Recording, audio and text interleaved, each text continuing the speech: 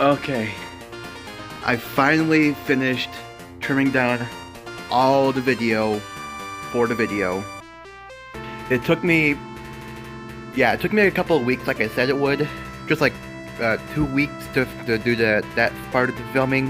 And now I'm on to the editing, starting with putting in the music, and of course adding this part at the beginning. After which, I'm gonna record myself going up to this TV with some footage playing, being like, because I don't have anything for downloading videos off of YouTube, so I can't get any footage from the episodes to put into the video, so I will just have to go like this. Also, while I was working on that, I haven't checked the blooper video I uploaded in a while, but that thing's like 147 views now. So clearly I did something right with that video, because I think my other most viewed ranking video was my first one, the Bonnie video, which is like 40 views. So needless to say, I'm a little bit excited to upload this video, and I hope you all enjoy it. Enjoy. Hey, howdy everyone. Listen, I know what you're thinking. Yes, I did have a shave earlier. I hate it. I'm growing it back. Oh, and yeah, this isn't Kingdom Hearts. I know I said that the next video is guaranteed to be Kingdom Hearts, but plans have changed. I'm still working on that video, but I'm gonna stop promising that it'll be next. It'll come when it comes. So I recently watched Helluva after years of avoiding it because I knew I was gonna like it, and guess what? I did. Wow. It's not the first time I've done something like this, purposely avoiding something because I knew I was gonna like it. It happened with Owl Outs, it happened with Fortnite, and it'll happen again, I guarantee that one. Either way, I'm here to rank each episode. This will be my first time ranking episodes to a TV show rather than characters or games in the series. And I do plan to do more like that. Another show I'm planning to do something like this for is Big Mouth. That one I've been wanting to do for years, and I'm gonna wait until Season 8 comes out, which is the final season, to rank all those episodes.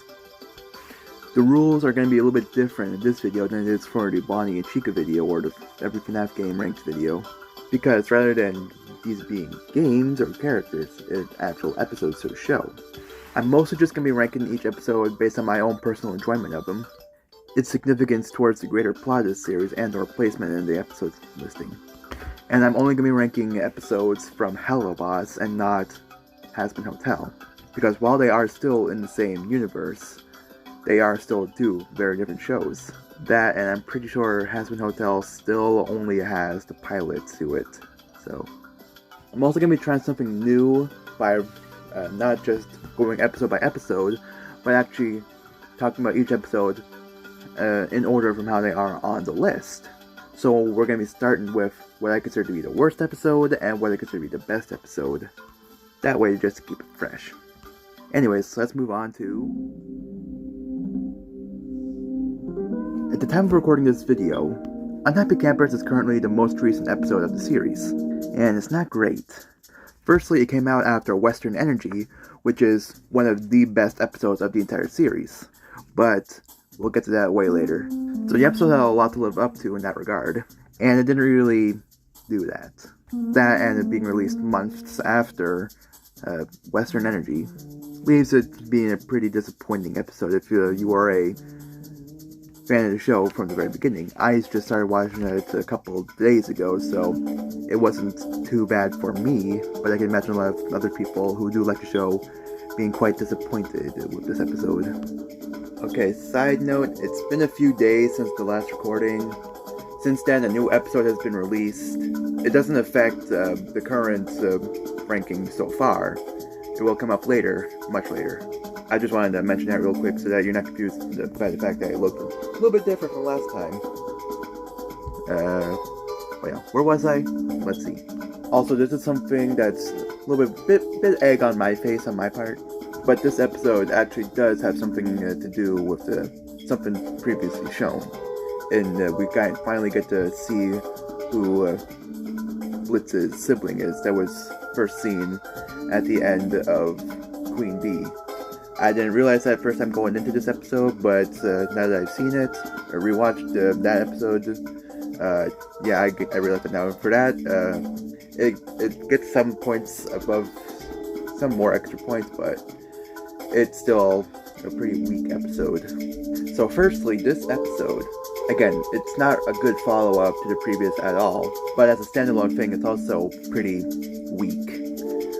It gives us a very generic sitcom plot, basically jealousy. And let me tell you one thing, jealousy plots are never something that are my favorite.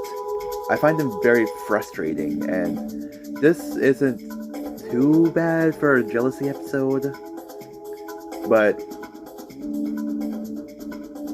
basically it has Eminem go into a summer camp to investigate the murder of their new client, and they're doing it on their own because Blitz is out doing his own thing.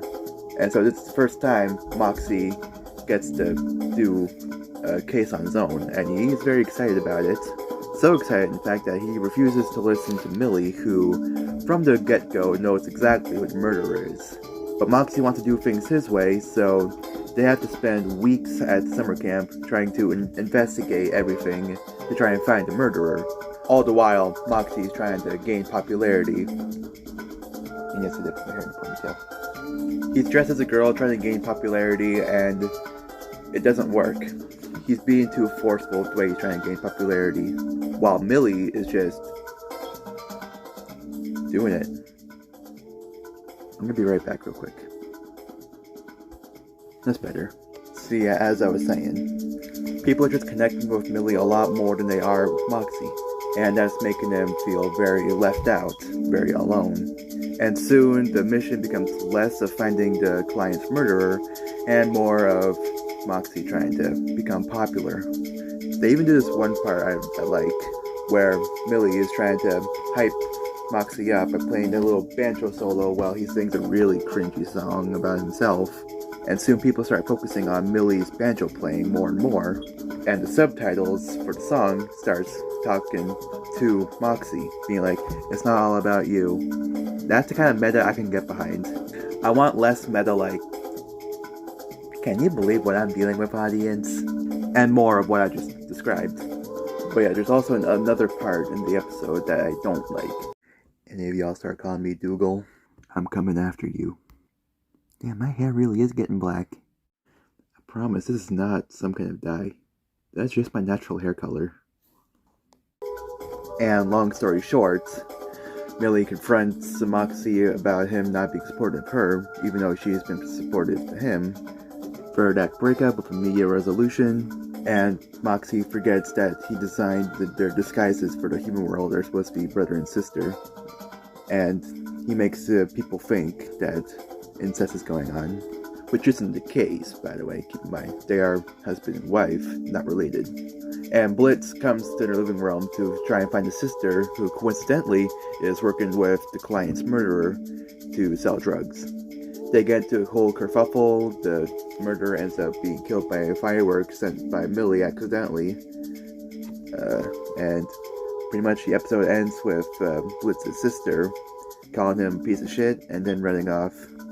Oh, and also Eminem have sex. It's not a bad episode, but compared to every other episode, it's not very good. Moving on.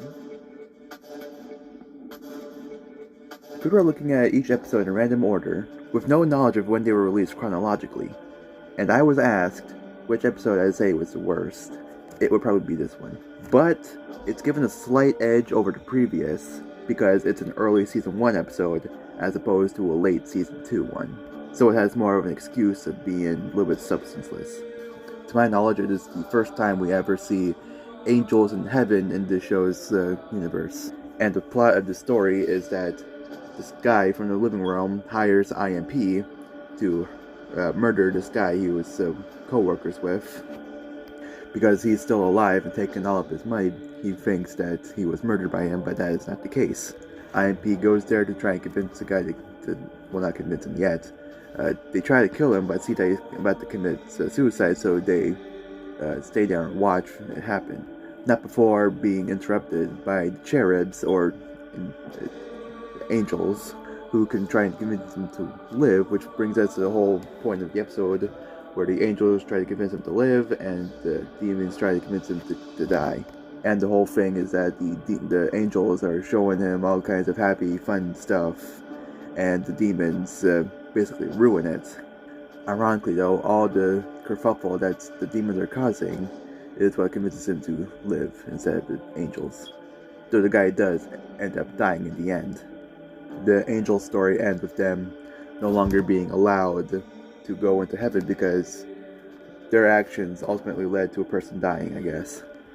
And the episode, the demon-sided story ends with the client and the guy they were hired to murder end up becoming buddy-buddy in hell. To this point in this show, it's still probably like the least important to the story. Like, if you were to watch the entire show, and if I had to say you can only miss one episode and still have a relative understanding to the ongoing story, I'd say you could skip this episode and not be confused. But that's just in the current run of the show's life. It could still very easily come back later on, and then me saying that you could skip it will become outdated. It's still very possible that it could be a reality, so don't quote me on this. But for the time being, it still stands. The best I can really say about the episode is that this cherub's design is really good. I enjoy it. But other than that, I have nothing really to say. Moving on to the pilot. This is not a great episode either. When I originally watched the pilot way back when, I was not at all convinced to keep watching the show when more episodes came out. Though that could just be me being stubborn and liking Hazbin Hotel more and wanting to see more of that, not Helluva Boss. Which that wasn't the case, and I continued watching the show, but what can you do? Honestly, after rewatching the pilot, after seeing the most recent episode, Oops, and seeing the different quality of artwork and animation was very shocking. It's still good animation, but compared to the recent stuff, it's very rough. It also has some inconsistencies with the actual show, like for instance, Moxie being a lot more negative than he is in the actual show. He's a lot angrier and grumpier compared to his more submissive, timid self. And also how the Solas's book works. In the actual show, you just open it up, use a spell to open up a portal to the real world, but in the pilot you have to do a ritual to open up a portal. Also, side note, I don't know if I can show the clip, but if I find a way, it should play right here, but there's this one part in the pilot where Luna runs out in a fit of anger from the IMP building, and the perspective of it makes it look like she's growing in size rapidly and then kicking a stroller. I find it funny as all hell. All in all, as pilot episodes go, it did not suck me in. Like, it was so forgettable that I thought that I would not need to watch it for the regular show going in, which for the most case was true, but it did set some things up that do come back later, and I'll get to that soon enough. It's fine, it does its job of introducing the characters, what they do, how the show is going to go moving forward, but I would say skip it. It feels more like a pace breaker than anything else going into the show. A stepping stone, if you will. And if you want to watch it to get more engaged with the plot of the series, go right for it. I am not going to stop you. So yeah, that's really all I have to say for the pilot episode, and we're going to be moving on to the next episode. Episode 1. Going into this episode for the first time, I was expecting it to be the pilot, like the one we were just talking about in the previous entry, but no, it's not. And I was very confused of what the hell was going on at the start, because it played itself up to be like this super happy, kid-friendly baby show, before nosediving into possibly the corniest way of confirming Oh yeah, no, actually this is an adult show, because sex! Yeah! Boners and penis and vagina and boobs! Which then segues to the point of the episode, where the person who witnessed the sex, which actually was her husband cheating on another woman, which she caught by accident when trying to ring the man up during class. She goes and tries to assassinate them, but they end up surviving. She ends up dying, so she goes to IMP in hell to try and finish what she started. And we also get reintroduced to some of the characters, like Moxie, who is, again, different from how he was in the pilot, where instead of being all grumpy and mean and angry, he is very emotional and sensitive, refusing to shoot a picture of a family because it's a family and he doesn't want to feel like he's ruining the family. Which, at this point of the show, going in, you just think, oh, he's just a kind-hearted little diva man. But after a couple episodes, after a certain episode, it gains new context. But that's not what we're talking about right now. We're talking about the episode. And that little bit of knowledge is important for the episode, actually, because Blitz and Moxie go to the place to try and, finish the job. Blitz has no problem killing the wife, because now the cheater and the adulteress are now married and having a family. And Moxie, he feels bad for trying to ruin the family, so I can't remember if he either intentionally or accidentally messes up Blitz's shot, making him miss the wife. But yeah, he does, and it is revealed that the family are psychopaths and are not very shocked to see demons trying to kill them. In fact, they are stoked. They get all kinds of guns, they tie up the demons that they find, and the children, they end up finding Moxie, and the parents end up finding Blitz and Millie, who came out of nowhere. They put Millie and Blitz at a stake and try to burn them alive, trying to send them back to hell, but since they are demons, they cannot feel the heat. And that's not before Moxie ends up escaping the children who had tied them up to a chair and tried to feed them a human person corpse. He ends up escaping to kill the kids and kills the wife, freeing Blitz and Millie, finishing the job, before going back to the house, telling the father that it's not too late for the kids to have a normal life, and then calls the cops on them, who then show up and blow up the house with them inside, essentially killing them, making Moxie a little bit of traumatized, trauma, ending the episode with them celebrating the fact that Moxie did that. It's a pretty standard episode that gets a few extra brownie points for being the first episode, and I don't normally do that kind of thing for things. But other than that, yeah, not much else to say about it. Transition. So in this episode, we are first introduced to how the 7 sins are utilized in the show, being just different names for different areas in hell. Like for this episode, we're introduced to the area Wrath, which is the countryside of hell. Later on, we see areas like lust, greed, gluttony, and so on and so forth.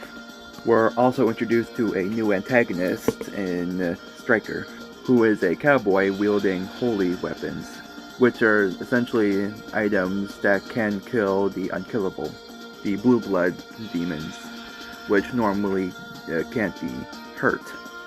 Which also would explain why Stola likes it extremely rough with Blitz. I mean, for God's sake, dude apparently likes it when Blitz literally stabs him. Deep stabbing. And it's here we're introduced to Millie's backstory, which, surprisingly enough, is not traumatic.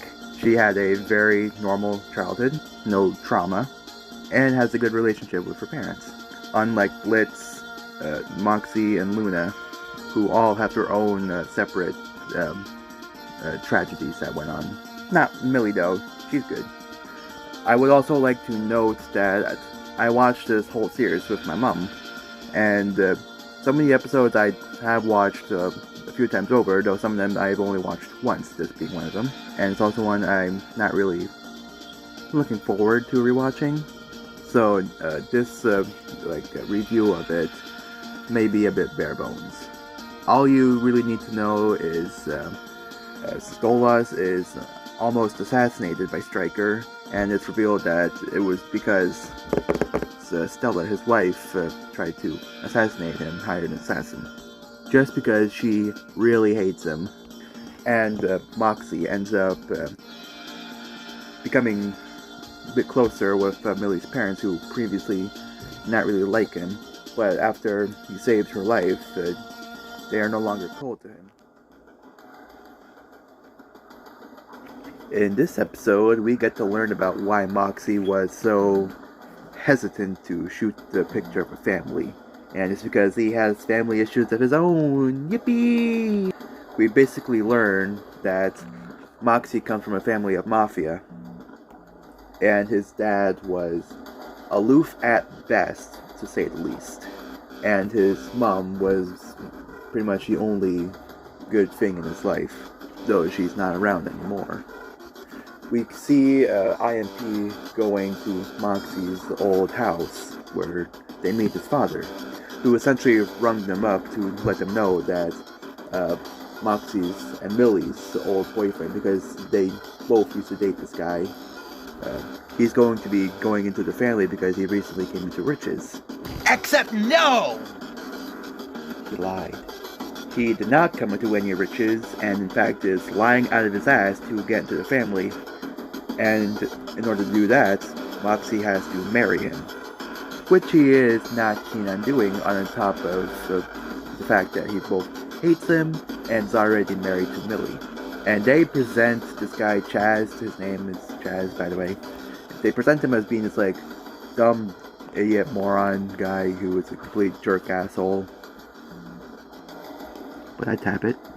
We find out that he's lying when Blitz ends up sleeping with him, stealing his car keys, going into his trunk, and finding his plans before being locked in there by Chaz. Millie ends up finding Blitz in the trunk. Blitz tells Millie his plan, and then she freaks the hell out and goes on a massive killing spree, because it was established early on in the episode that Millie has, just sort of a hatred for him. It's not really obvious, it's very subtle that she hates him, but she does. And when she finds out what his plan is, she may go a tad bit berserk, rescuing Moxie at the altar, after Blitz does a very Rick and Morty-like reference. Also, there's this recurring joke in the episode that Moxie's dad has no idea what gay people like, and so he filled his house to the brim with dildos. And the only people who like it are Blitz and Chaz. Oh yeah, Moxie's dad is also very homophobic. But despite that, he's probably the best character in the episode, due in part to him being an actual well-developed threat. He's kind of the opposite of the radio demon from Hazbin Hotel in that regard. Because the difference is that, well, for one, Moxie's dad isn't all-powerful like the radio demon is, nor was he described or told to be a huge threat. Rather, he's just a crime boss, and we get to see why he's a threat. Because, for God's sake, he made Moxie drown his mom, all because they got into an argument. The dad and the mom, that is. And it's because of that backstory we get to see why he is a big threat that he is. And Moxie's fear of him is justified. And I was going to mention how we still haven't seen anything of this character yet, but we actually do get a return of him in a later episode, which we will get to later. This is the first time in an episode where we get to see Luna go to the living world, and we get to see disguises used.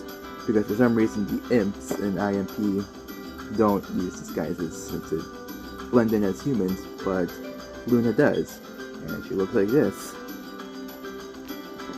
So basically the story is Blitz runs into an old girlfriend who happens to be a rock star, who is temporarily taking her business in the same building that IMP does their business, coincidentally next door. And so Blitz challenges them that, how am I going to say this in a way that's appropriate for YouTube? If IMP can kill more people than the other team can play with, we'll say, other people, then there's some kind of reward at the end. I don't really know what the end game is with that, and frankly I don't care to rewatch the episode to figure that out. The episode has some good musical numbers, which is a given for the show. It's also when we're introduced to Luna's love interest in Tex, who we'll see more of in a later on episode. In the end, IMP ends up winning, due to the opposing team accidentally killing everyone. I watched the show like a few weeks ago, and normally I have like a really good memory when it comes to watching episodes, but the ending for it did not leave much of an impression on me, so take that how you will. To my knowledge, we never see anyone from the opposing team aside from Tex, and later on in the show, from the time this goes up. Though I could be completely wrong about that. It's a fun episode, I guess. It's not the worst of the season, or the series really, but there are still better episodes later on.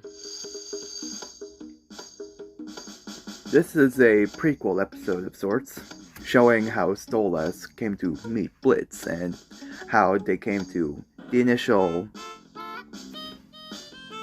exchange of Stolas lending Blitz his portal to the other world. Living world, that is. As well as the present, where it takes place after the season 1 finale. And we get to see how Stolas does after the events of what happened. The episode starts off with baby Stolas getting all excited for his birthday, going to meet his father, being given the portal to the living world, and having news broken to him that he is in a arranged marriage with his future wife, Stella, which ends up making him cry his eyes out, and his father, much like my mother, cannot stand the sound of crying even a little bit, so to calm him down, his father takes him to the circus. And by his father, I mean the butler with a little Hell's equivalent to FaceTime, I guess. And Stolas has calmed down by now, but he is still quite visibly upset about the news. It's then we see baby Blitz and baby Fizzarolli step in. Fizzarolli being Blitz's childhood friend, turned future enemy, turned future friend again. So that's for later. They do a whole trapeze spectacle thing that ends with Blitz pulling out one of those clown balloon things, and it looks really long ones you can make balloon animals with.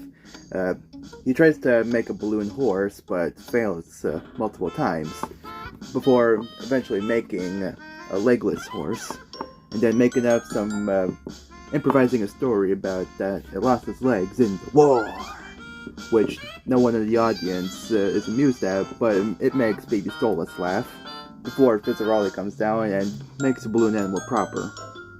In the end, Stolas' dad ends up buying Blitz, and he and baby Stolas ends up stealing all of the riches, because Blitz tricked Stolas into stealing all the valuables in the house because they're playing a game.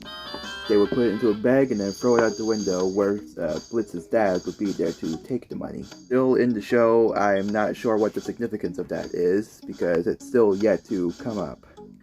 Then they later on talk about their plans for the future, and Blitz talks about how he's going to become a circus manager and have a big office, and that he would hire Stolas if he felt like it.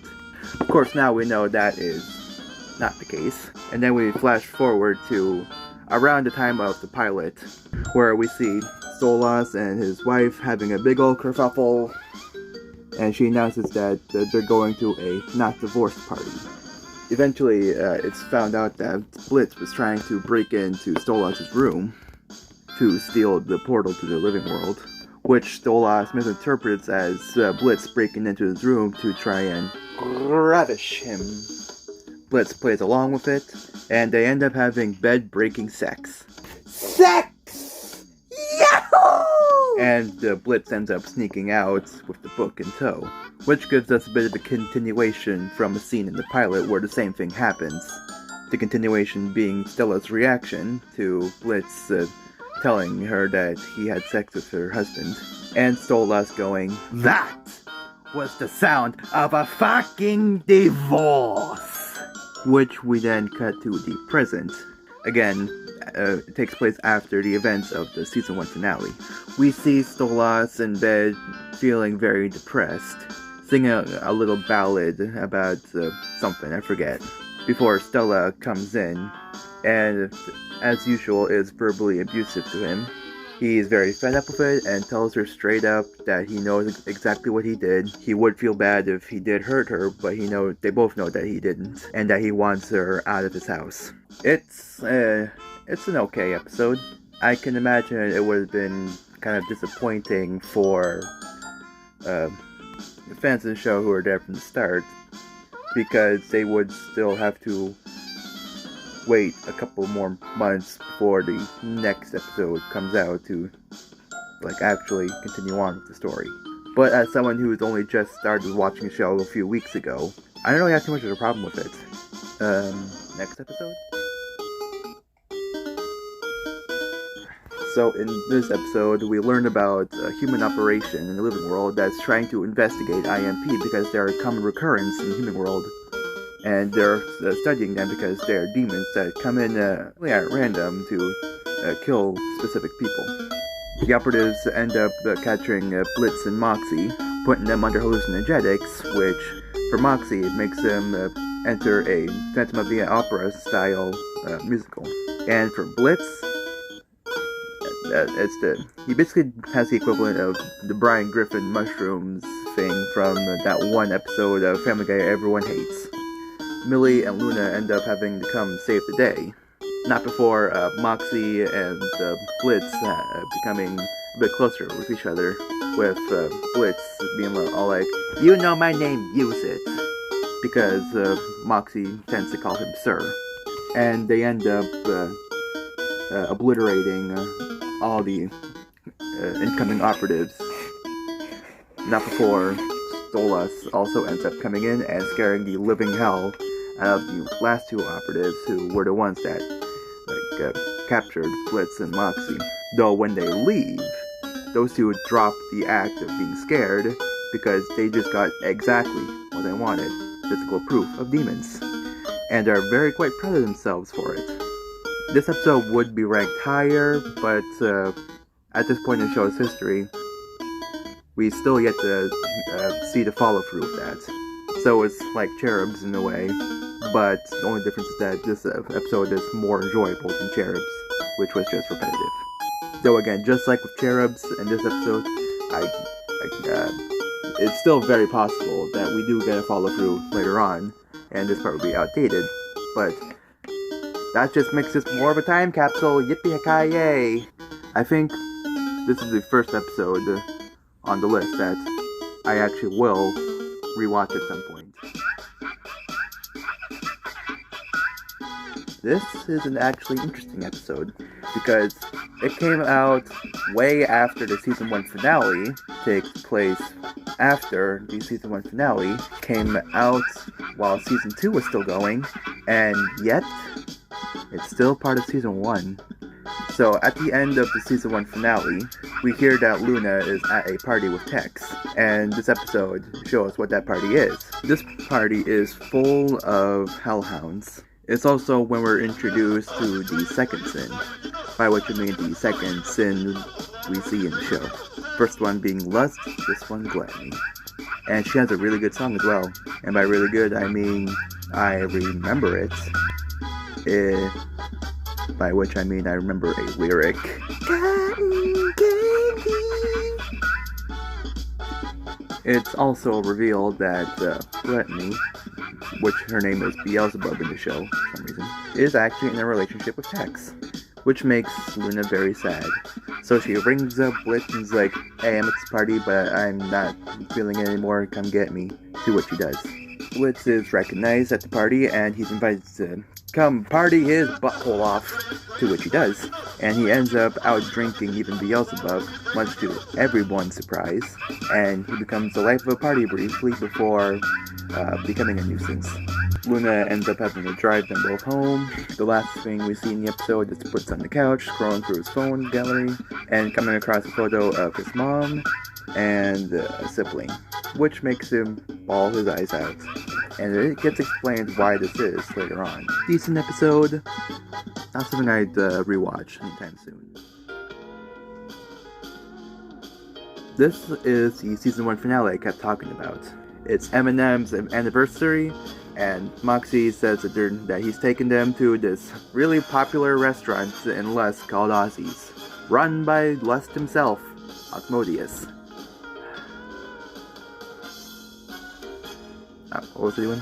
And for some reason, Blitz really wants to tag along, which I think is something following through from the pilots, where he was weirdly obsessive with their relationship outside of work. Moxie obviously tells him, no, piss off, but he follows him anyway. Moxie and Millie get to Ozzy's, and Blitz is, he's refused entry. So he rings up Stolas and reluctantly asks him out on a date. The first date, actually, much to Blitz's, I wouldn't say disgust, negativity, I guess, I don't know the word for it, and to Stolas' excitement. He dresses up all fancy-like, and they get in. Once they're in, however, Blitz immediately becomes cold and distant to Stolas, only focusing on Eminem. Moxie then goes up on stage and sings Millie a love song he wrote for her, which is enough to make Asmodeus come up on stage and be like, hey, yo, what the hell you doing? This is a place for lust, not love. Sing about lust.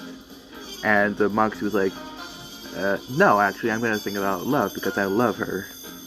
And they try to stop him again before Millie beats the hell out of them. Also, this is the first time we see the real Pizzarolli after seeing a robotic version of him in the previous episode. It has implications of what the Pizzarolli and the Asmodeus are with each other in this episode, but nothing is confirmed yet. But before Millie kicks their ass, it's either Pizzarolli or Asmodeus who find Blitz and call him out, and then proceed to get on Stolas for being on a date with him. All four of them are then run out of the restaurant, and Stolas is taken home by Blitz, and Blitz just tells Stolas that it was a mistake to take him there. He doesn't really have any feelings for Stolas, and all they have is just business screwing for the book, because he believes Stolas doesn't actually like him, which Stolas does, and he's either purposefully ignorant to it or genuinely oblivious to it. It could be either or, but I'm leaning towards purposely ignorant.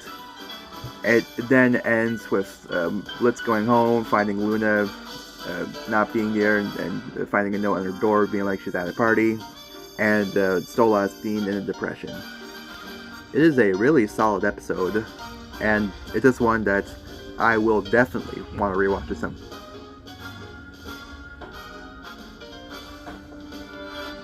My father's going to be doing something out there, so I'm going to pause the recording for just now. I'll be right back. Transition. I'm back. So yeah, as I was saying, good episode, not perfect, but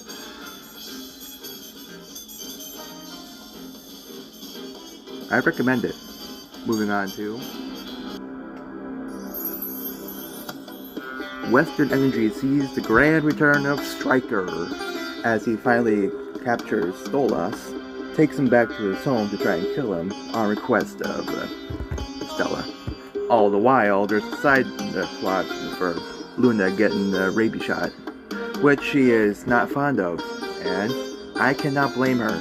I get just as anxiety-riddled as she does when it comes to needles. I don't attack people over them, but I do get extremely anxious. And that serves to be the comic relief to the A-plot's more serious tone, which I've heard people don't care for, but, I thought it was engaging. I thought it was cool. Am I now the opposite of a hater?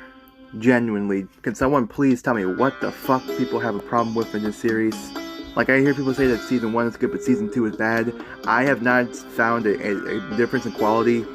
Please inform me. I want to know. But near the end of the episode, Stolas is brought to the brink of his life. Stella ultimately ends up canceling the murder order for Stryker because she realized she needs him alive for something. Eminem come to save the day, and the episode ends on a very somber, solace note, with Stolas being in the hospital, all bandaged up, and he's receiving text messages from Blitz being like, I hope you get better soon, because Blitz is, he has a lot of self-hatred, and he doesn't believe that Stolas does love him, and there's just a whole bunch of communication issues between the two. We see later on in the show the kind of relationship they could have if, they talk things through, but as it stands, it's complicated. I say, my new favorite part about this episode is how it evolves Stolas' character from the pilot to this, making his character a lot better, because in the previous, he was just a pretty one-note character, always talking about sex, and wanting to choke on his penis, and it's kind of hard to love a character like that. But he is a lot better now. And again, this is the episode that comes before Unhappy Campers, which, if you'll remember, was at the bottom of the list, specifically because of this episode's existence. This may very well be a controversial opinion, but I do really like this episode, both the A-plot and the B-plot, but there are still some episodes I prefer over it, such as Seeing Stars is the second episode to have Octavia, Stolas' daughter, in a prominent role in the story. First time and last time being in episode 2. It takes place before Western Energy and after the circus. We see a flashback to when Octavia was a little girl and Stolas promised to take them to see a meteor shower, and that nothing will stand in the way. Flash of the future, and something is standing in the way. In this case, it's being Stella berating Stolas over the phone over getting her stuff out of his house and into her new home. And it seems that Stolas has also forgotten, even without Stella, about his promise he made to Octavia, which she is very excited for. She really wanted to see the stars. And when she wasn't given that, she decided to sneak into the IMP headquarters to take Stolas' book from them so that she could see the stars. All the while, Blitz and Luna are having a kerfuffle about Luna's attitude towards the clients, which she is not very happy about. And I know this episode came before Queen Bee, but considering the fact that they pretty much take place directly after each other, Queen Bee and this episode, it feels kind of funky fresh. And when Octavia takes the book, she's like, take me to see the stars. And what she meant was, take me to space so I can see the meteor shower. But what the book interpreted it as and took her to was the stars in LA. And then Stolas comes in after Blitz was like, hey, your daughter took the book, we have no idea where she is, we have no way to get in her back. And then everyone, including Luna, goes to the human world to try and look for her. Eminem are separated from the group when Moxie has an encounter with a scam artist trying to sell a shoddy CD to him. He doesn't have money, so he makes some money by singing with Millie to get the money for the CD. And that segues them into their side plot, the C plot, where they keep being tourist trapped, essentially. Blitz and Stolas are separated from Luna because Blitz puts on a human disguise and makes him look like a famous actor, and he is dragged away to be on a sitcom. As well as Stolas, who has a human form now, which looks like this, because he said he's the agent. All the while, it's up to Luna to track down Octavia through her Sinstagram, but ultimately realizes he does indeed love Luna, and that he doesn't have it in this heart to replace her or show her any tough love, as he said previously in the episode. And Luna does end up finding Octavia, and they have a little heart-to-heart about how their fathers, while not perfect, are still trying their best. Then they all reunite in the end, and instead of seeing the stars with each other, they instead watch fireworks with each other. They watch the fireworks because the building Blitz and Stolas were dragged off to for the sitcom is now up in flames and going into fireworks. It is a really, really solid episode. I definitely am going to rewatch it at some point in the future. And it would have been perfect if not for... Oops, as the episode is called, is the most recent episode of the show, only coming out a few days ago. At the time of recording this, that is. And had I been faster on this video, it is very likely I would have uploaded it just before it would have come out, so thank God for my inherent laziness. Otherwise, I would have missed this episode. And let me tell you, this is a much better follow-up from Western Energy than Unhappy Campers ever was. Because, for one, we actually see how Stolas is doing, now being out of the hospital and being just fine. We also get to return... Ozzy. I'm sorry, what? Also, I can't remember if I mentioned this or not, but I'm also working on my own my own story, that I've been working on since I was 14, about my own Seven Sins characters. I'm not going to go too in-depth about it right now. Just know I have a lot of coincidences with my Gluttony character, of this show's Gluttony character, and a whole heap of differences between this show's lust and my lust.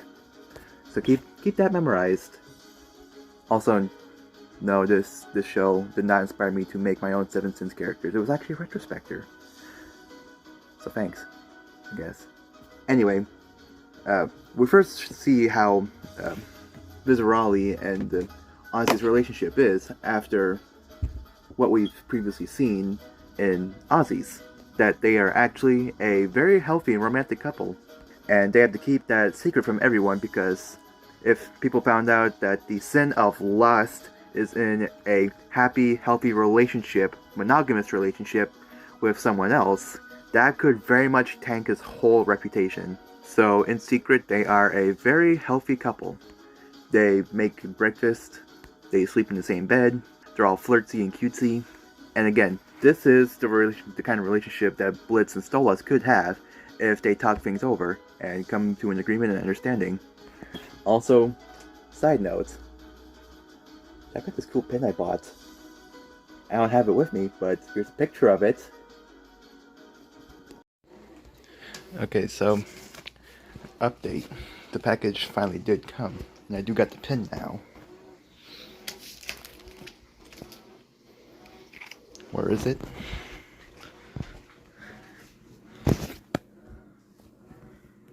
It's in my hat.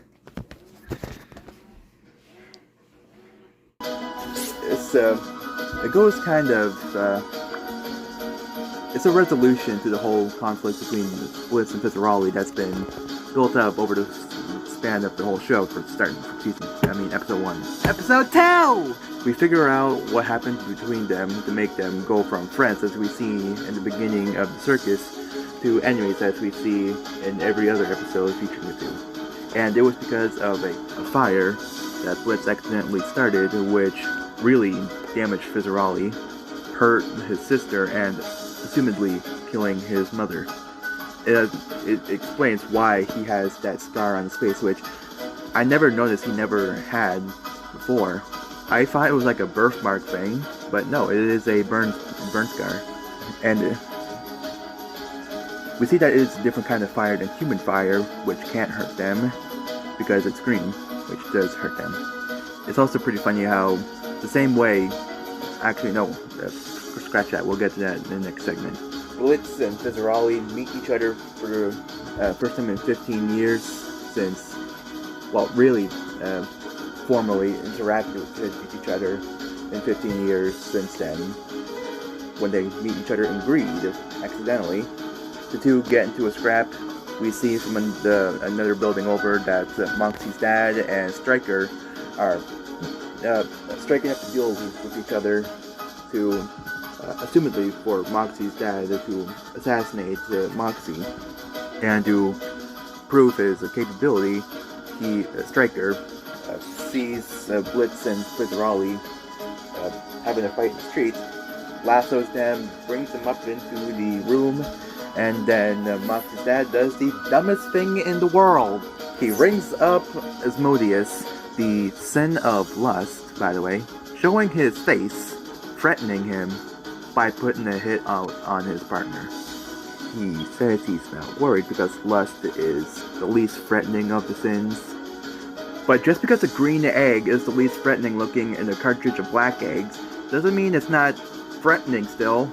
Like, he is still very, very much capable of just going up to him and shredding him all to bits.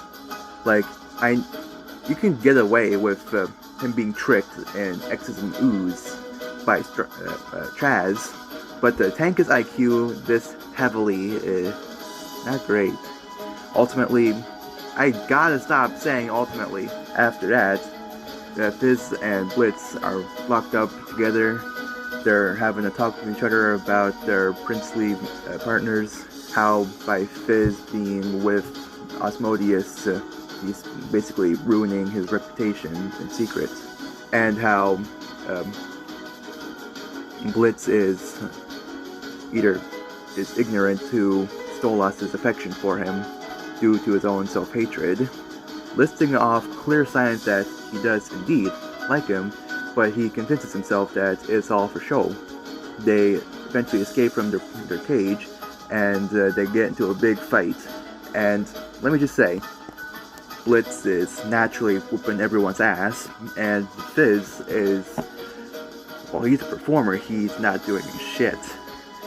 Eventually, Blitz asks for a distraction after they had a whole heart-to-heart kind of deal, again, with flashbacks to the original conflict between the two, them coming to a realization that it was all a misunderstanding, having a resolution, and then the distraction happens where Fizz goes on this huge, like 2-minute long music video about nonsense, literal nonsense, to distract the crowd from looking at what Blitz is doing, trying to make them break out. I've heard people say they don't like this segment because it goes on for too long, but I like it. The whole point of the song is that it goes on for an uncomfortable long time. That's the point. It's meant to be this long. It would not be as effective as it is if it was short. But eventually they do escape. Blitz has to blow Fizz up again because the Stryker has him by the chokehold, and the only way to free him is to blow him up. Only this time, unlike the last time, Blitz comes to his rescue and saves him, which he did not do last time. The two make up. Fizz returns to Ozzy, and by the way, the reason why Ozzy didn't show up to save the day was because he and Stolas were trapped in like a contract battle with this guy. But after Fizz returns, they end up just killing the guy. And now, because of the whole scare, Ozzy is no longer afraid to show affection around other people. At least the people serving him, because, according to him, he knows that they know if they say a word, he will kill them. Which honestly, go off, Queen. The episode ends with, oh right, I forgot Stolas to mention what he's doing. Stolas comes to Asmodeus being like, yeah, I need you to give Blitz a legal way for him to carry out his work in the human realm. And Ozzy refuses because Fizz hates him. But by the end of the episode, he's like, actually, no, this guy is cool now. Give him the crystal, because that's what they use for the portals. It is a extremely solid episode, and it's probably the best episode of the entire show. But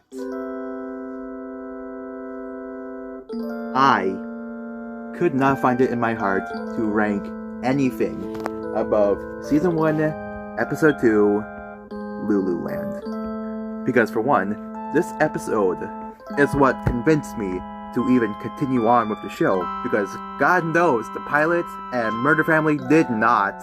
The episode opens up with Octavia as a child calling out for Stolas because she had a bad dream where she couldn't find him, and Stolas comforts her with this incredible song talking about how when he's gone, because normally when the children are scared that they're never going to see their parents again, they'll lie and be like, no, I will always be here. Stolas doesn't do that, so he says straight up that one day he will be gone and that she will be okay when that happens.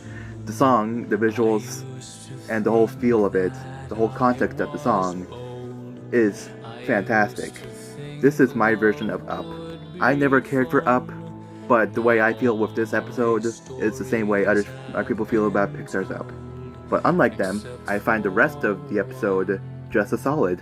After which, we see a flash forward to the future, where Octavia is now an edgy teenager fed up with all her parents fighting.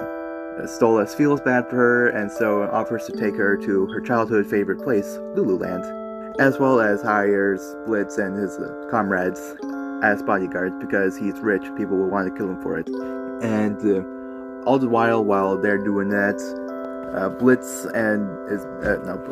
Stolas is constantly hitting on Blitz the entire time, which makes both Blitz and Octavia pretty uncomfortable. Soon, Stolas takes them to the circus show, where we see a robotic version of Fizzarolli, which is much more of a fighter than real Fizzarolli ever wishes he was. Octavia says that she always hated that clown, and after the show, she basically runs off and hides somewhere because of Stolas still flirting with Blitz. While Blitz is now in a fight with Robo Fizz and Eminem doing basic carnival stuff, like riding rides and doing the carnival games, which are all rigged. They're all rigged, especially this one. Eventually, Stolas finds Octavia trying to herself in one of those spinny rides where you're sitting in a thing with you know what I'm talking about, right? They talk things out on how her home life is not as good as it once was because of their fighting, because of Stolas cheating on Stella with Blitz, and how she's worried he's gonna run off with him to go to a place where she can't find him. And Stolas doesn't come up with an excuse because he can't think of one, because he knows what she's saying is true. The two make up, and Lululand burns to the ground. This episode is so good. It is not the best episode of the show, Oops is, but it is my favorite of the show. And that's all there is to it. I'm not going to do a whole final ranking like I do with my other ranking videos because I already went through the list. Pay attention, write down a list if you need to. And I hope you enjoyed this version of my rankings. Again, I do plan to do more of these in the future. I really want to do Big Mouth and Human Resources once that whole show comes to a conclusion, as well as others, of course. And again, I'm not going to promise anything for the Kingdom Hearts video. It will come when it comes. Follow my Twitter, and see ya.